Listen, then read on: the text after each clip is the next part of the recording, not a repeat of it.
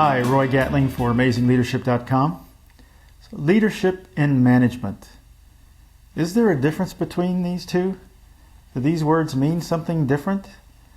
Well, my answer is yes and no. Clearly, there's two different approaches or philosophies around these words. So what's driven this? Well, in the 1980s, business began to experience an accelerated rate of change. And along with the changes in the business climate, we also began to see change in the workforce, from labor to knowledge workers. And these two changes drove a third, which was the belief that companies needed something more than just typical management. They needed real leadership. So let's contrast these two words, talk a little bit about each one of these. Traditional management is really about directing, and it also tends to seek out a direction and then follow it, and then make sure that an organization is implementing a process and delivering to goals, making sure those are done in a measurable way. Management also seeks to minimize downside risk. Bottom line, get the job done. Leadership is less about directing and more about influencing and empowering. Leadership either seeks to create a vision or is rallying the organization around a vision, allowing that group to bring its energy, its creativity, to deliver to that vision. It's not so much about minimizing downside risk, but maximizing the upside. And leadership is also about bringing others along, in essence, creating other leaders. So what do amazing leaders do? Well, they do both. Look, I've seen organizations that have been overled and undermanaged and vice versa.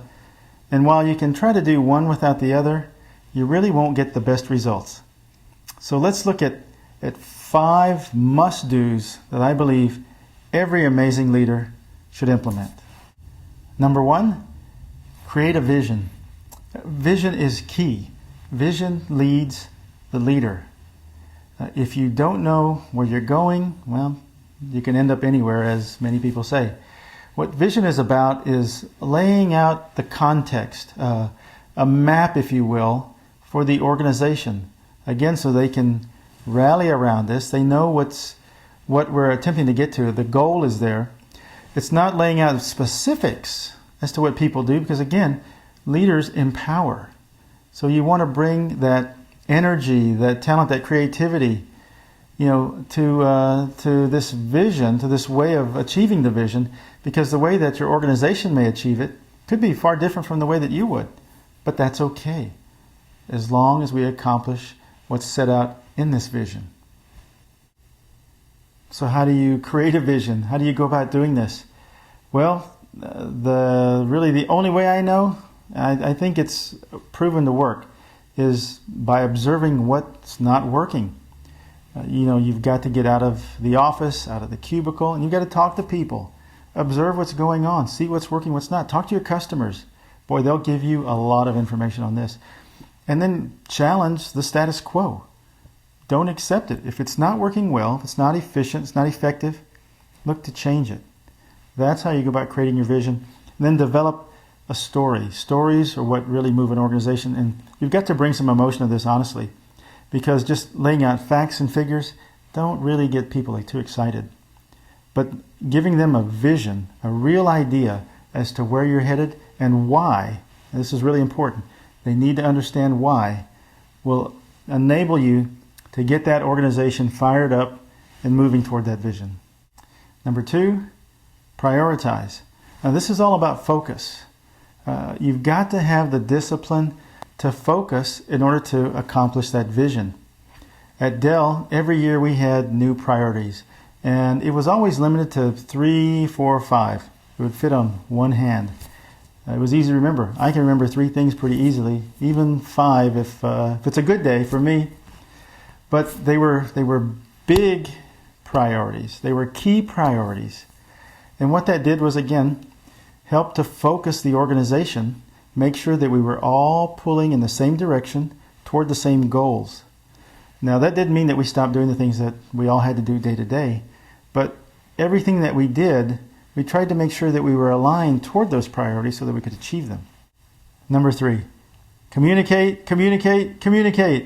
I mean, this seems intuitive, but boy, let me tell you, some people don't really fully grasp the importance of communicating. You've got to communicate your vision and those priorities. And the thing is that many people rely on email these days to do that. That's a poor substitute. Can you use email? Sure, sometimes, but you got to be selective. You need to get in front of your organization. They need to see you. They need to look in your eyes. They want to see that you're on fire regarding your vision, regarding these priorities. And you need to look into their eyes. You need to see that they're getting it and that they're buying in.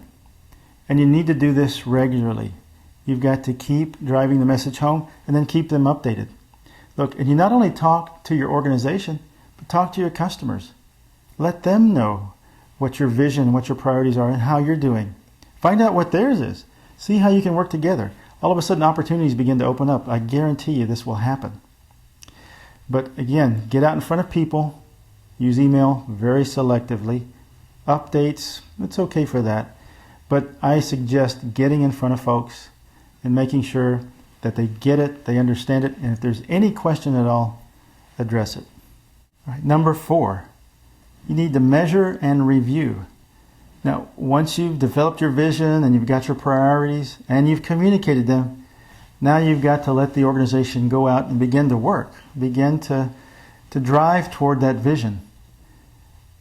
But you need to stop every once in a while and check. I know you've got a great organization, you've got fantastic people, but you still have to stop once in a while, measure. Just do a check here. What some call trust, but verify.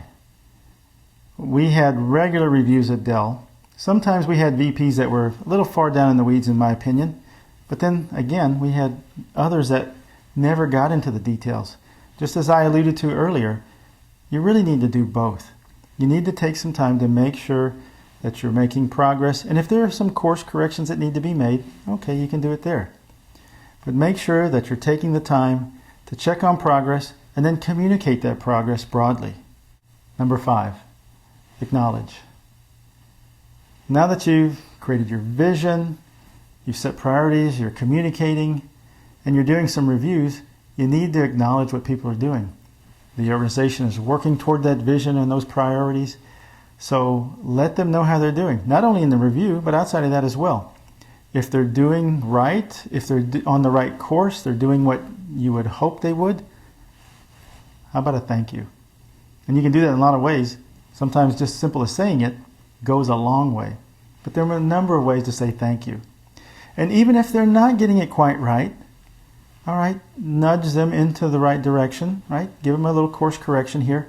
But be encouraging. It's really easy to be critical. It's really easy to push people down. That's not what amazing leaders do. Lift them up, and they will do incredible things for you. So say thanks, and also try to have a little fun.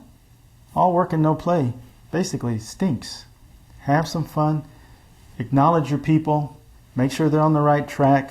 Get out front and communicate. Make sure they understand what all the priorities are and get to that vision. Thanks for listening.